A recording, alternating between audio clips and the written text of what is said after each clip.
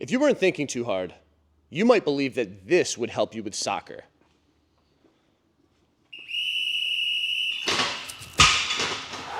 If all you paid attention to was appearance, you might think this helps you with baseball.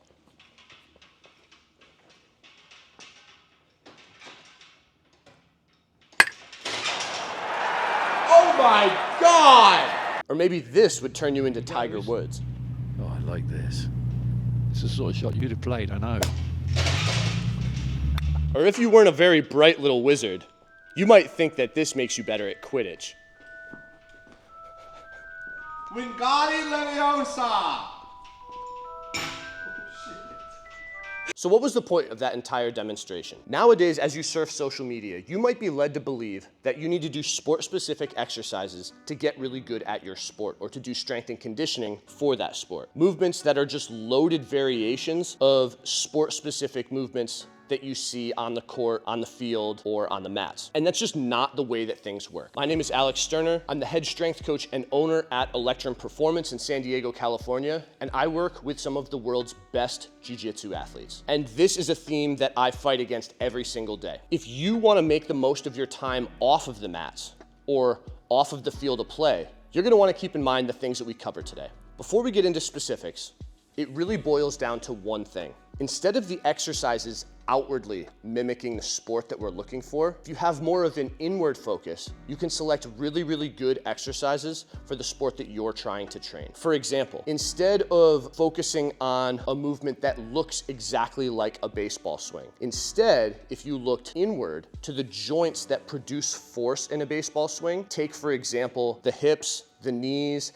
and rotation of the trunk, you can find existing exercises that do a really good job of taxing those tissues of the body and improving their capacity. When we focus on capacity in the weight room and improving that capacity, we develop general traits that will translate to nearly infinite contexts, not just the ones that look exactly like it. This is why something like a squat or a deadlift can absolutely transfer to a baseball swing. And it's also the reason why strength and conditioning for baseball doesn't just involve swinging around really heavy baseball bats. So let's get into some of those general qualities. So if we want to keep strength and conditioning really simple, there's really just 4 general qualities that we look to train and improve in the weight room such that those qualities transfer to whatever sort of sport or activity that we do outside of the weight room. And that first quality is flexibility or range of motion. Let's check out a couple ways that we can actively train that. So one great way to train flexibility or range of motion is with an emphasis on just that. So Joey's here with, and Joey, by the way, is a staple of athleticism, of mobility. He's really just a beautiful all-around athlete, aren't you, Joey? Anyways, back to the Jefferson curl. So what we're gonna look to do here, Joey has the barbell nestled in the crook of his elbows with those sweet arm genetics of his. And what he's gonna do is start with the top of his spine through the neck, tuck his chin, and start rounding his back. Yep, from the top down, segment by segment, keeping his knees nice and straight. Keep going, round your back as much as you can. Good, get down till we're in a deep stretch. Okay, so that part about Joey being really flexible might not have been true, but this is a great thing for Joey to actually train and look to progress. So with any of these variables, we want to assess our starting point. For Joey, it's about where he got down to, right? So he rounds as much as he can, pull your rib cage down to a crunch. Yes, exactly. And get as deep as you can here. And he could actually record himself with this exercise here. Go ahead, back up. And week by week, first he would look to progress range of motion because that's a variable we're talking about. But with an exercise like this, just keep going with it. With an exercise like this, you can progress both range of motion and load. It's important to note that flexibility training and strength training actually have a ton of overlap. So anytime we can do both of those things, that's exactly what we're gonna go for. So again, flexibility and strength development exist on a continuum. So we can do things that look much more traditionally like strength training to emphasize that range of motion or flexibility. So Joey's gonna do a deficit reverse lunge with a huge emphasis on the deficit, keeping his weight on that front leg. And if you look at those sharp joint angles, you can actually build mobility and flexibility here. Go ahead through that and just give me a couple reps. So he keeps his weight on that front leg. He gets to these really sharp joint angles. And this will allow him to not just build force production, but it'll be force production at those deep joint angles that he may find within his sport. So variable 2 to improve our general athleticism is strength or force production. There's lots of different ways we can do this. There's different movement patterns, specific exercises. Joey is doing a back squat for us. So he's gonna go ahead and drop nice and deep into that back squat. And like we talked about previously, range of motion and strength exist together on a continuum. So if he emphasizes range of motion through these exercises, he can actually build both of those at the same time. So it's really important that as we look to improve force production or strength, that we do it across the different major joints of the body. That means some upper body pulls, some upper body presses, lower body, some things like squats, lunges, deadlifts, etc. So that we're really doing a good job of training every single major joint across its full range of motion. Our third variable is velocity. And there's really two ways, count them, two, big knuckle. Two ways that you can focus on velocity. You can move a really light object as fast as possible and look to progress velocity, or you can move something a bit heavier and look to progress load over time while maintaining that higher velocity.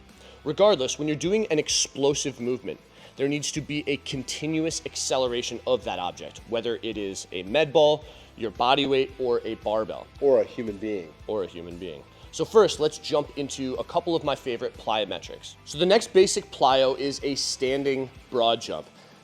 What I would recommend, if we haven't done this in a while, is take it nice and slow. So Joey's gonna take it slow here, even though he's super, super advanced with these. What we wanna do with a lot of these different plyos is really sync up our arms to the rest of our body, sort of let them guide the motion. Some people, if they're really disconnected from jumping, might jump and throw their arms in the opposite direction. We wanna let our arms lead a lot of these plyos. So what Joey's gonna do here is he's gonna start with his arms up and overhead. Yeah, he's gonna swing them down, back, and jump forward and fully extend through his lower body as he does it. Excellent. We really wanna own that landing though. So start nice and easy with it and we can get to much more advanced ones, Joey. Yep, boom. And he sticks that landing. Excellent. Now, a really cool way to also train broad jumps, you're gonna start by holding onto the bench because you're gonna sort of lean back, is a seated broad jump. Exactly. You'll lean back, you'll load onto your legs and have your arms loaded back, and then proceed into a broad jump from here. Excellent. Notice how Joey brings his hips all the way through. Go ahead and bring it back. Now this time, put a bit more effort into it. Nice. These are another really, really good option for a slightly more static start to this really high impulse, powerful motion that we do in a lot of different athletic endeavors. So another way that we can move a light object really, really fast is through throwing a med ball. Joey here is gonna do one of our favorite variations, which is a scoop toss. So he's gonna get a lot of rotation through both the lower body and the hips, and he's gonna throw that med ball against the wall as hard as he can. What Joey would look to be progressing here, keep throwing it, Joey, act mad. What he would look to progress is to try to throw that med ball harder, or he could move to a heavier med ball and try to throw that heavier med ball just as hard. Maybe, if he's lucky, he'll break it. Oh wow, he broke it. Throw it harder, Joey. What's really important here, keep throwing, Joey, we're not done yet. You wanna make sure that these are really max effort. If you just half-ass it, like Joey did there, we're not sending our body the message that it needs to change, that it needs to be able to improve our capacity for velocity. So it's really important when you do any sort of velocity-based exercise that you keep fatigue really low so we can keep velocity high and actually make you more explosive. What's that, Joey? You're not supposed to be fatigued. Why are you, okay, right now Joey is looking like that meme of the guy looking to see if the oven is done. I'll send you that picture, you can put it in there. Another type of velocity-based movement is moving a heavy object relatively fast. Yeah, it could be your body weight if you're heavy.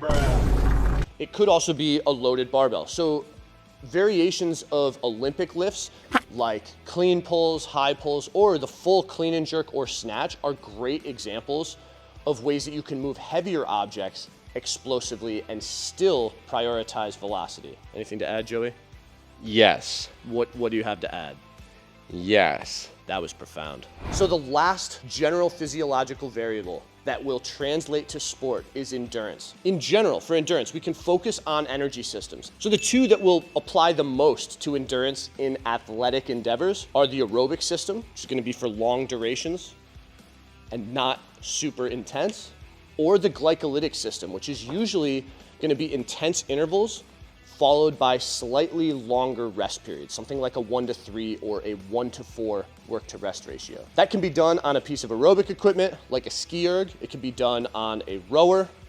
It could be done on a treadmill. Essentially, we're gonna use specific work to rest ratios to ensure that we're improving our capacity of that specific energy system. Because then that energy system can be utilized to improve output in whatever sort of sport that we're doing. If it's something like jiu-jitsu, improved aerobic capacity will allow you to recover better between rounds and spend less time sitting off on the side of the mats. If you're working on your glycolytic intervals, you can do something like wrestling, which is far more intense and get more attempts on a shot or a takedown before you gas out and can no longer maintain that work rate. Of course, there's other forms of endurance as well. It's not just with energy systems. There's some local muscular endurance that can happen when we do things like carries, static holds, or add isometric pauses to our exercises. This is really gonna translate to different things like grip endurance in jiu-jitsu, allowing you to maintain a low or moderate intensity grip throughout the duration of your round. Your acting is so intense, I can't even remember where I was. Obviously, something like isometric pauses or higher rep ranges for local muscular endurance will have a lot of overlap with something like force production or strength. So you can oftentimes double dip between the two. But if we're looking to do something like train the aerobic or glycolytic energy system, it really makes a ton of sense to do some sort of modality like a piece of aerobic equipment so that we can really target and improve the capacity of that energy system. So this is your reminder to keep things simple. If there's any one of those 4 qualities that you've been ignoring or that you think you're particularly deficient, really make a point to emphasize that variable. But in general, if you want a really solid program for any sport, you're gonna have different movements or activities that really hit your minimum effective dose for each of those 4 qualities. If you do that, your body will be better at performing in many different contexts, and you'll be overall far, far more athletic. Think about it. If your joints were capable of a bit more range of motion, particularly the ones where maybe you're a little too stiff right now, if you could produce force through those ranges of motion, if you could produce force at varying rates, sometimes really high rates, really rapidly, change direction, drive through the ground and jump, sprint, and you had the endurance to do those things at a high total work rate over a long period of time, that's a great way to prepare a human body for almost any sport. Obviously, if your sport involves more jumping or more lateral motion, you'll do a little bit more of that with, say, your power work. But in general, improve these 4 qualities and you will be way more of a weapon for whatever sport you're deciding to train. If you're not sure how to train these 4 qualities, I have videos across my entire channel on these 4 qualities. So check them out, subscribe if you find value, and there'll be plenty more videos where we try to push Joey to the limit. What? So subscribe. Or this makes you whack it better.